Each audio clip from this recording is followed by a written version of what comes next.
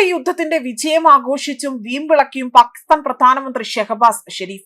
Operation സിന്ദൂറിൽ Indian സൈന്യത്തിന്റെ പക്കൽ നിന്നും കനത്ത പരാജയമാണ് ഏറ്റുവാങ്ങേണ്ടി വന്നത്.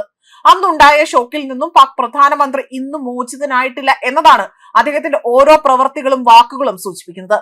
പാകിസ്ഥാൻ സൈന്യം മോദി സർക്കാരിന് മറക്കാനാകാത്ത പാഠം പഠിപ്പിച്ചുവെന്ന് അവകാശപ്പെടുന്ന ഷെഹബാസ് ഷെരീഫ് ഇപ്പോൾ വലിയ രീതിയിൽ ഒരു പരാജയത്തിന്റെ അങ്ങേയറ്റം നാണക്കേട് അനുഭവിക്കുകയാണ്.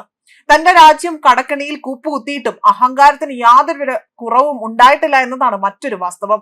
പാകിസ്ഥാനെ രക്ഷിക്കാൻ വേണ്ടതെല്ലാം ചെയ്തു നൽകിയിട്ടുണ്ട് എന്ന് സ്വയം അവകാശപ്പെടുമ്പോഴും അവിടെ തൊഴിലില്ലായ്മയും പണപ്പെരുപ്പവും കൂടുകയാണ് ഉണ്ടായിരിക്കുന്നത്. യുദ്ധകാലയളവിൽ പാകിസ്ഥാന്റെ ഓരോ മുക്കും മൂലയും അടിച്ചു തരിമ്പടമാക്കാൻ ഇന്ത്യക്ക് സാധിച്ചിരുന്നു. എന്നാൽ അസീം മുനീർ പറയുന്നത് അങ്ങനെയായിരുന്നില്ല. തങ്ങൾ വലിയ രീതിയിൽ സൈനിക ശക്തി പ്രകടിപ്പിച്ചു എന്നതായിരുന്നു അസീം മുനീർ അന്ന് പറഞ്ഞത്. അതേപോലെ തന്നെ ഇപ്പോൾ ഷെഹബാസ് ഷെരീഫും തന്റെ വാദങ്ങൾ വീണ്ടും ആവർത്തിച്ചു ഉയർത്തി പറയുകയാണ് ചെയ്തിരിക്കുന്നത്. ഡൽഹി മുതൽ മുംബൈ വരെയുള്ള ഇന്ത്യ ഒരിക്കലും തോൽവി മറക്കില്ല എന്നും അവകാശപ്പെടുന്നു. ഓപ്പറേഷൻ സിന്ധൂറിലെ പരാജയത്തിൽ പാകിസ്ഥാൻ സർക്കാർ സ്വന്തം രാജ്യത്തിനുള്ളിൽ നിരന്തരം വിമർശനത്തിന് വിധേയമാണ്. ദയനീയമായ പരാജയത്തിൽ ഇമ്രാൻഖാനെ പിന്തുണയ്ക്കുന്നവർ ഷെഹബാസ് ഷെരീഫിനെയും ഫീൽഡ് മാർഷൽ അസീം മുനീറിനെയും പരസ്യമായി തന്നെ വിമർശിക്കുന്നുണ്ട്. ഇത് ഷെഹബാസ് ഷെരീഫ് സർക്കാരിനെ സമ്മർദ്ദത്തിലാക്കുകയാണ് ഉണ്ടായിരിക്കുന്നത്. ഇതിനെ തുടർന്നാണ് അദ്ദേഹത്തിന്റെ ഈ ന്യായീകരണ പ്രസ്താവന ഇപ്പോൾ പുറത്തു വന്നിരിക്കുന്നതും. ഇമ്രാൻഖാന്റെയും അതുപോലെ TTP തീവ്രവാദികളുടെയും ശക്തി കേന്ദ്രമായ ഖൈബർ പഖ്തൂൺഖ്വയിൽ നടന്ന ഒരു പരിപാടിയിൽ സംസാരിക്കവെയാണ് ഷെഹബാസ് ഷെരീഫ് പാകിസ്ഥാൻ സൈന്യത്തെക്കുറിച്ച് വീമ്പിളക്കിയിരിക്കുന്നത്. ഇന്ത്യ പാകിസ്ഥാൻ യുദ്ധസമയത്ത് പാകിസ്ഥാൻ മോദി സർക്കാരിന് ഒരിക്കലും മറക്കാനാവാത്ത പാഠം പഠിപ്പിച്ചു. ഡൽഹി മുതൽ മുംബൈ വരെ ഇന്ത്യ ഈ പരാജയം ഒരിക്കലും മറക്കില്ല എന്നതാണ് ഷെരീഫ് പറഞ്ഞിരിക്കുന്നത്.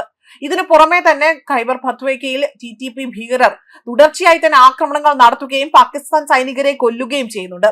ഈ സാഹചര്യത്തിൽ ഷെഹബാസ് ഷെരീഫ് ആകട്ടെ വലിയ രീതിയിൽ പ്രീണിപ്പിക്കൽ നടപടി അതാണ് ഇവിടെ ചെയ്തിരിക്കുന്നതെന്നും ഇത്തരത്തിൽ വലിയ രീതിയിലുള്ള പ്രീണന രാഷ്ട്രീയം എടുക്കാൻ മറന്നില്ല എന്നും ഇവിടെ വിലയിരുത്തലുണ്ട്.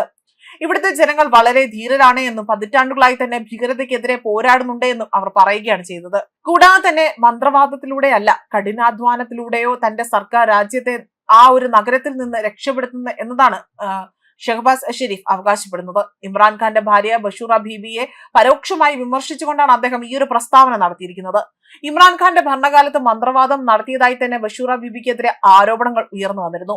അതേസമയം ഷെഹബാസ് ഷെരീഫ് ആകട്ടെ രാജ്യത്തെ രക്ഷിക്കുന്നുവെന്ന് അവകാശപ്പെടുമ്പോഴാകാം പക്ഷേ തൊഴിലില്ലായ്മയും പണപ്പെരുപ്പവും അവിടെ വളരെ വ്യാപകമായി തന്നെ ഉയരുകയാണ്.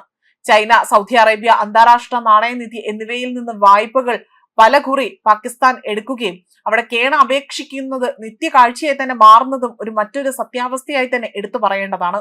ന്യൂസ് ഡെസ്ക് കർമ്മ ന്യൂസ്.